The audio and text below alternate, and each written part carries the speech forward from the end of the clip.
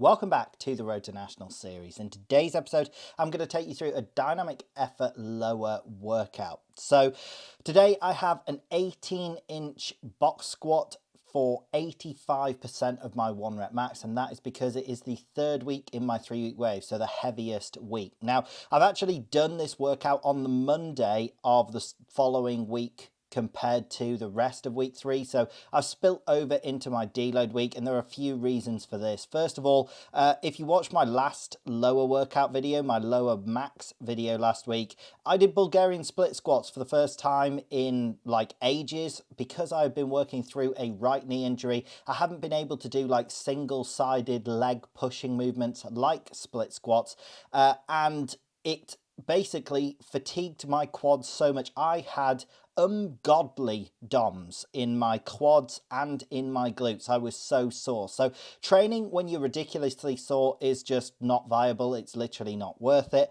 But also, the UK and a lot of Europe has been experiencing an extreme heat wave, and this shed is a metal roof. It gets ridiculously hot in here, and lower workouts in particular are exceptionally taxing anyway. I'm going heavy within this workout on my accessories because it is the pinnacle of my 3-week wave. I try and do heavier accessories in the last week, and it just wasn't worth risking, you know, any sort of injury. I literally felt like I could have passed out, particularly on this first accessory here, which is Good Mornings, using my safety squat bar. These are very heavy at 170 kilos. This is the heaviest I've ever Good Mornings, and I just did them for sets of 5, so that's the least amount of reps I've done Good Mornings at. But these completely lit up like my glutes, hamstrings and lower back. You'll be able to see I let my back round a little bit. That is on purpose. I'm also working on back extension when I do these, and basically I'm wanting to bulletproof my posterior chain so that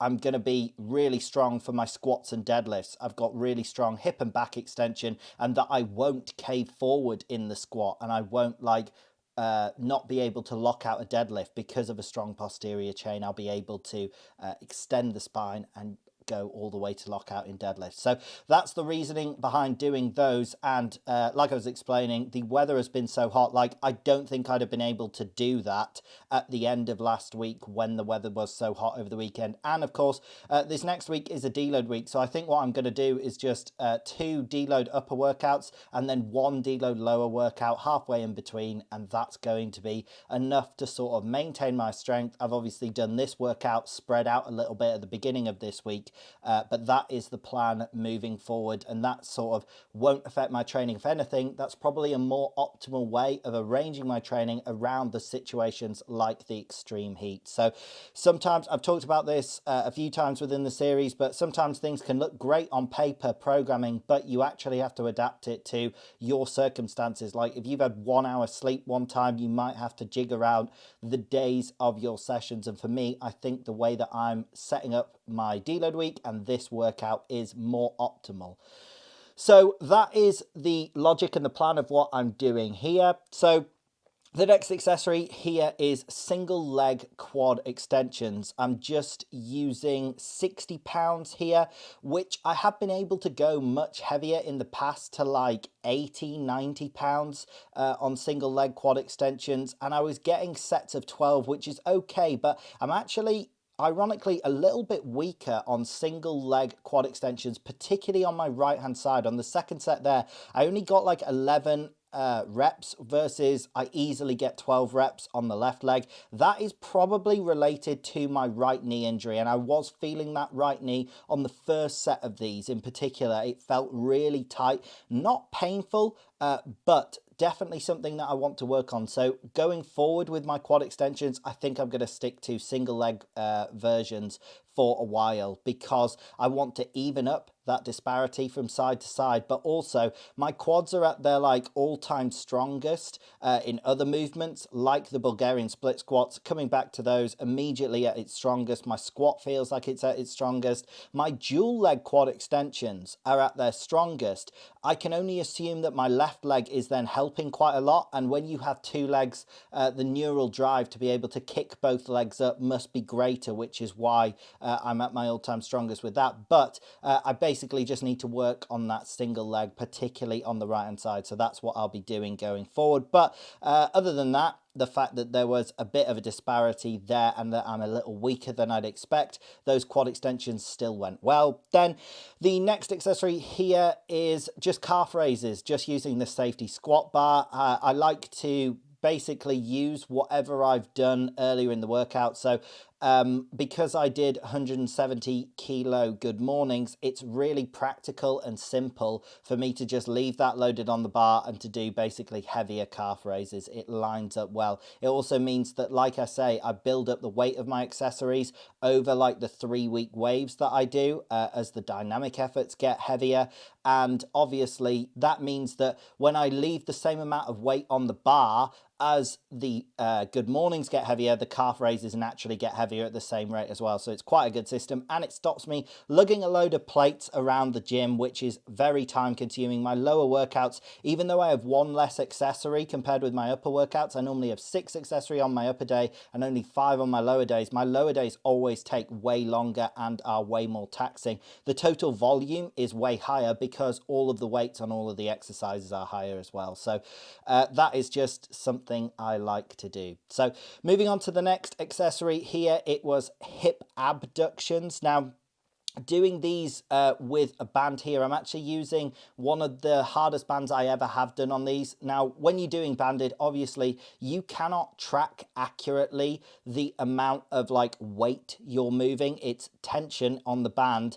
So basically you can only track like what band you're using and how far you're pulling it. So I've used similar tensions to this with a lighter band, and you can actually get more resistance with a lower band just by wrapping it more around and standing further away from your anchor point. So it is hard to track, but these felt the most challenging, like the highest resistance I've ever done on abductions, and I would assume that from the band that I'm using and how much I've wrapped it around. But also they gave me like a much bigger burn on my abductors than I've normally got. Like the outside of my glutes were burning at the end of these sets. So I think that will mean that this is the highest resistance I've used. It certainly feels like it, obviously, though you can't track it accurately. And I think I'll be using this setup going forward. I normally do like higher reps and sets when it comes to the ab and adductors, but I think it's good as well sometimes to go a bit heavier, and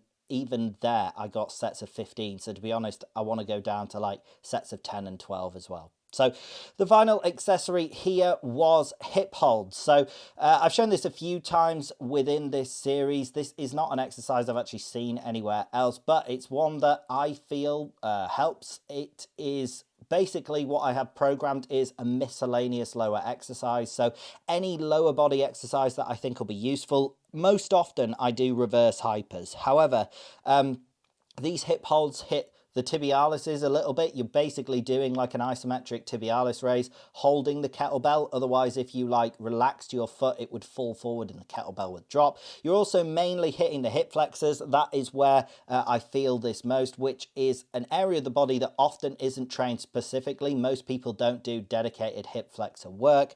And then also it definitely hits the glute of the standing leg.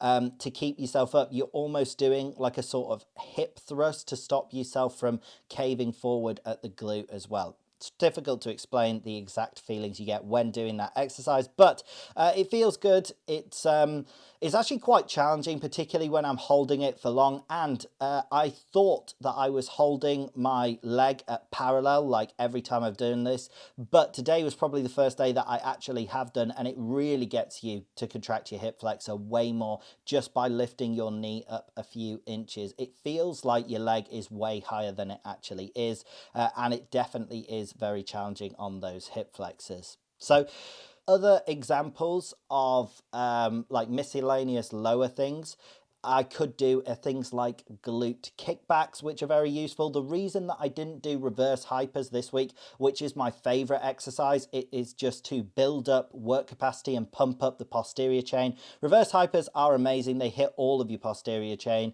I even feel my upper back, mid back, like glutes and hamstrings while doing it. However, because it is sort of the start of my deload week now, this is a little bit less taxing than the reverse hypers. It's obviously much lighter weight.